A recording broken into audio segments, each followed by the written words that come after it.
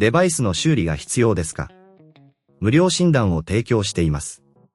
ご自宅まで集荷、配達いたします。電話や移動は不要です。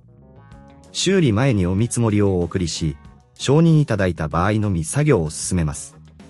簡単、透明、そしてプロフェッショナル。リンクは説明欄にあります。Dyson SV14 のトリガーを交換する方法を説明します。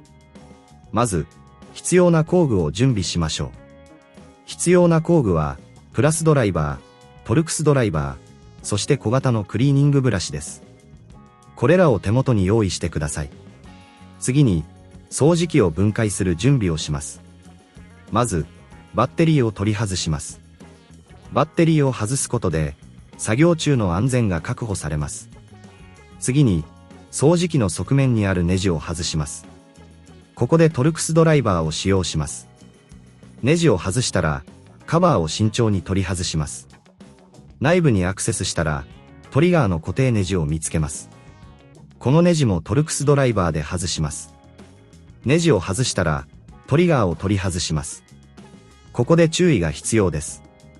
トリガーの部分には小さなスプリングがあるため、飛び出さないように気をつけてください。トリガーを外したら、内部の清掃を行います。クリーニングブラシを使って、ホコリやゴミをしっかりと取り除きましょう。内部が清潔になったら、新しいトリガーを取り付けます。この時、スプリングの位置を確認しながら、慎重に取り付けてください。新しいトリガーを取り付けたら、先ほど外したネジを元に戻します。しっかりと締め付けて、カバーを元通りに取り付けます。この時もネジをしっかりと締めてください。最後に、バッテリーを取り付けて、掃除機を再起動します。もしもこの作業が難しいと感じる場合は、義務のない専門診断を受けることをお勧めします。また、私たちはご自宅での集荷と配達サービスを提供していることを覚えておいてください。電話不要、移動不要で、修理前の見積もりも提供しますので、安心してご依頼いただけます。デバイスの修理が必要ですか？無料診断を提供しています。ご自宅まで集荷、配達いたします。電話や移動は不要です。